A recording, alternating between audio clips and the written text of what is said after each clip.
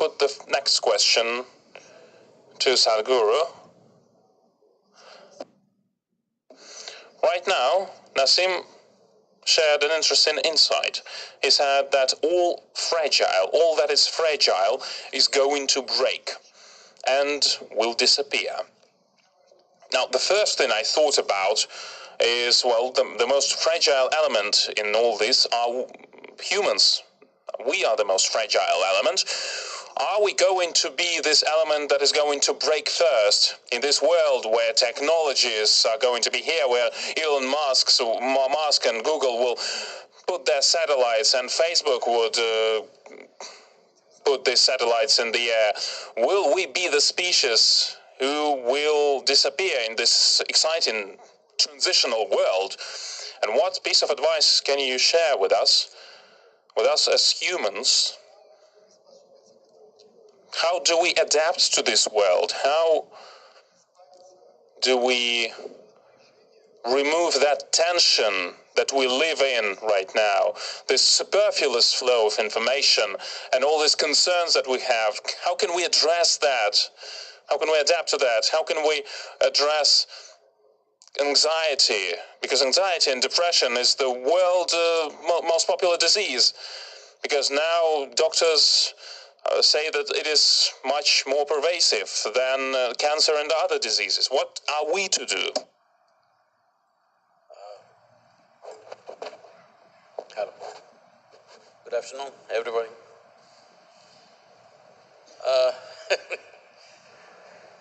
About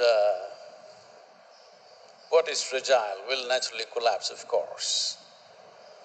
But what is fragile is not the human being, but many structures that human beings have created in the form of nations, in the form of religion, in the form of companies. These things will collapse, and it's a very good thing. When we say human being, we referred only to the human as a being. We did not say a tiger being, an elephant being, an ant being. We only said human being.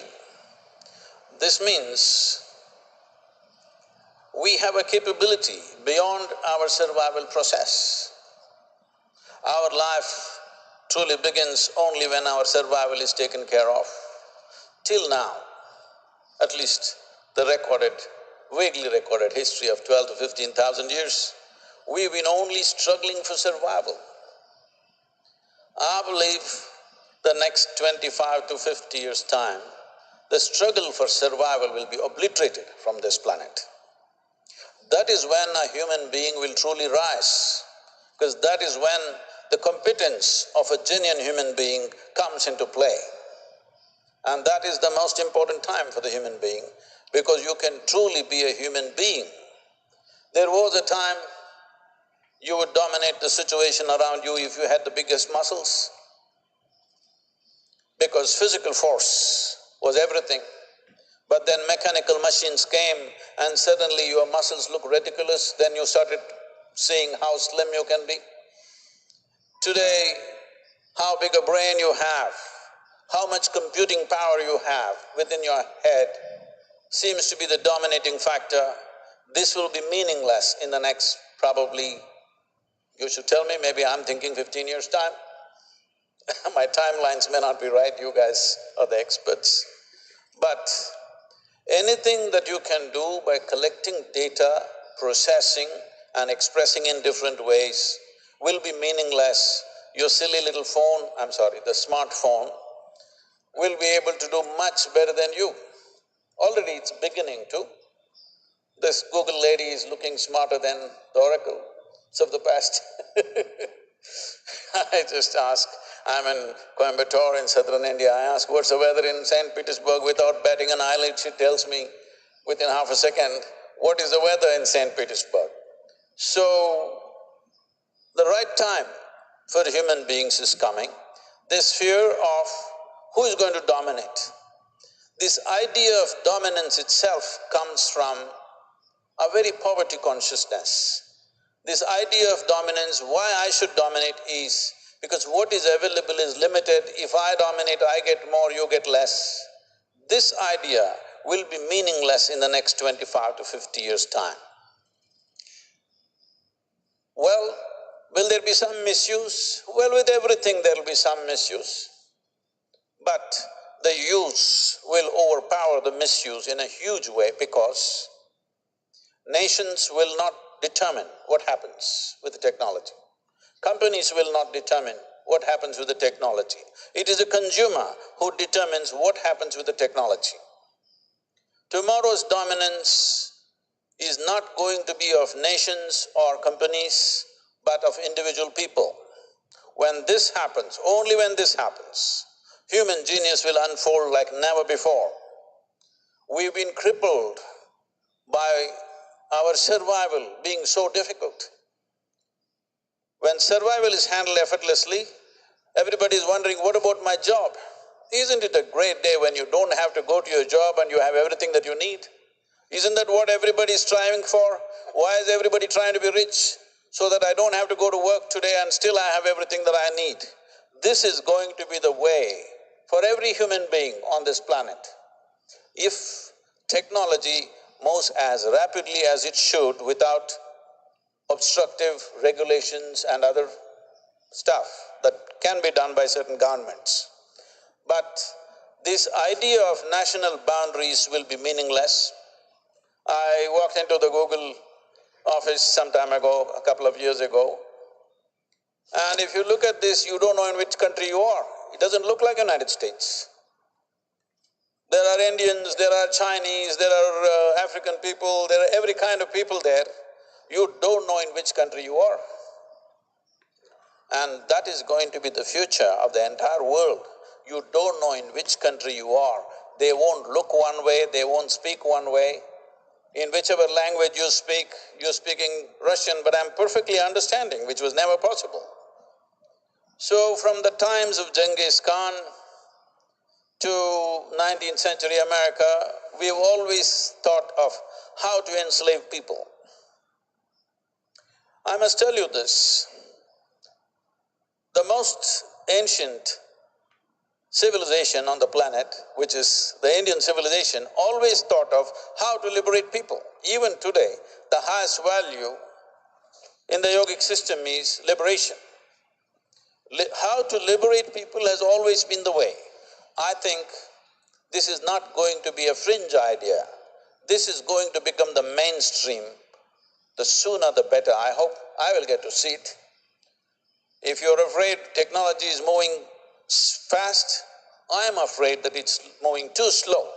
Will I be around to see that day when everybody can focus on their liberation, not on their survival? Everybody can see how to unleash their human potential, not about controlling themselves, or other people are not seeing how to control you. Because our structures of nationhood, our structures of religion, our structures of racial identities, our structures of my company versus your company, always demanded that we must control people, otherwise we cannot succeed. But a time has come now, if I give you something, if you can multiply this into 1,000,000 times, that is success. Controlling you is not the success, liberating you is the success. So, in the transitional period, of course, there will be upheavals, but upheaval means just this. When in India, when the privy purse for the Maharajas were taken away, people thought a great tragedy has struck the country. Because the Maharajas went away. Those who dominated for hundreds of years, lived in palaces, all gold-coated toilets, they're gone. Aren't we glad they're gone? So similarly, those who are dominating right now may be gone. This doesn't mean human possibility is gone. I feel if technology does everything that we're doing right now, we are on a holiday of exploration. It's a real great world. Why should we be striving for survival like other creatures? Okay. Спасибо большое. Okay, thank you so much. Thank you so much for that optimism. I'm sorry, dear colleagues, we have a very tight schedule. We do not have much time right now, dear colleagues, but we do have some time to have to ask some questions and to get the answers from the panelists. Oh yes, you rose the hand first. Come on, quicker, girls. We don't have time. Come on, just run. It's good for your figure. Hello, Krylov Ivan, Aces Company. Who is the question to? Well, perhaps this question is to all the panel. You can't have all the panel answer it. Then Meyer Brand, perhaps. Mr. Meyer, Elon Musk said that the key element in the interaction of humans with artificial intelligence is the brain-computer interface. In light of the breakneck development of technologies, how do you see the PCIs, the brain-computer interface? Thank you. Thank you very much for the question. I think, like Peter said, artificial intelligence is not going to replace humans, and even my friend here, our yogist friend, I think when we really think about what we want technology to do for us as human beings, how will it release us, and how can machine learning and AI help the burden of technology release us and free us? The idea is that technology takes away the stuff that we hate to do in our lives. The scheduling, the logistics, the earns, all the stuff that we constantly need to do, the sending email and reading all the emails, etc. And leave us as much time to live our lives, to love, to create relationships. This is, for me, what the vision of machine learning and AI behind technology, this is what it should be. Now, whether it will be that way is yet to be seen. But I think that should be the promise. It's not about replacing people. It's not about replacing the brain. It's about letting us do what only we can do, and letting the machines do what they do better than us, and usually we also don't like to do it. Okay, спасибо большое. Так, пожалуйста, вот девушка первым. Okay, thank you very much. Something.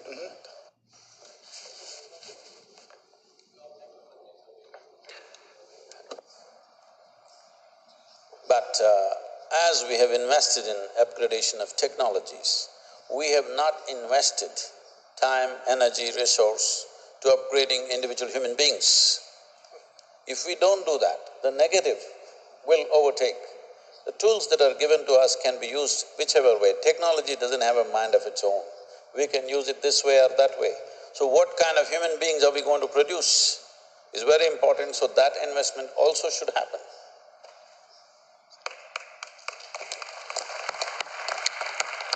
Пожалуйста, ваш вопрос.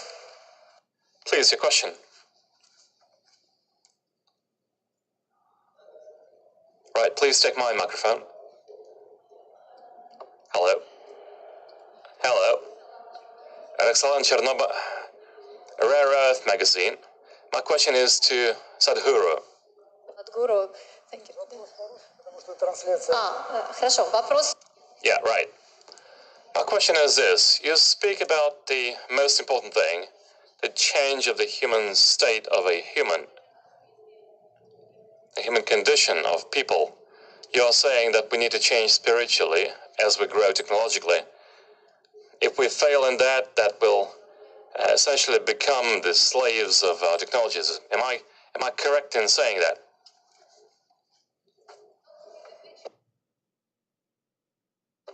Only, okay, thank you. Should we stay as human beings, or we will change completely? Thank you.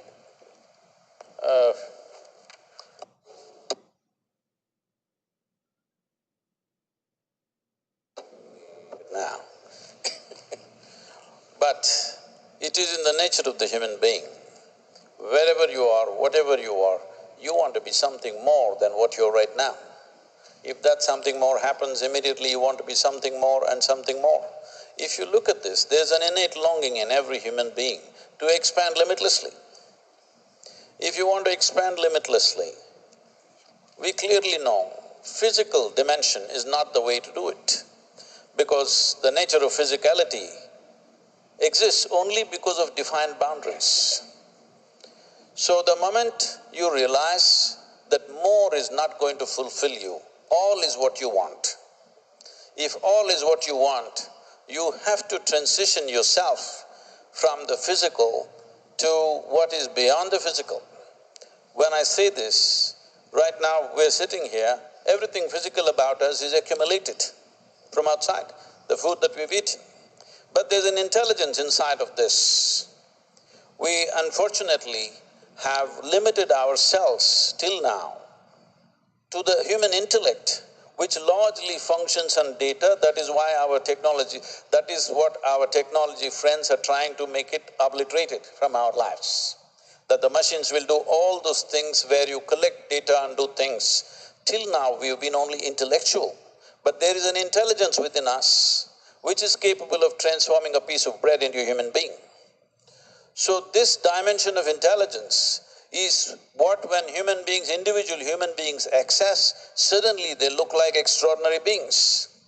When all data processing is handled by machines, this is where humanity will move. It's very important that we actively invest in this. In terms of time, energy, resource, we invest that individual human beings blossom into a possibility beyond memory. Right now, everything we're doing is memory-based. Our education, our spirituality, our religion, our everything is memory-based. We have to move from that because everybody has their own ideas about creation and their God and works. But essentially, because you don't have an explanation for how all this happened, you've come to some term of your own. But if you pay attention to a piece of creation, all you will see is it's a phenomenal sense of intelligence. But nobody ever said God is intelligence. People said God is love because they're desperate in their life. They did not find anybody to love, so they're looking upward. But a time will come now that we will recognize intelligence beyond data, intelligence beyond memory becomes the prime of the future human existence. And the quicker it happens, the quicker human potential will be realized. Thank you. Thank you very much. Thank you. For more videos, please subscribe. Press bell icon and never miss an update.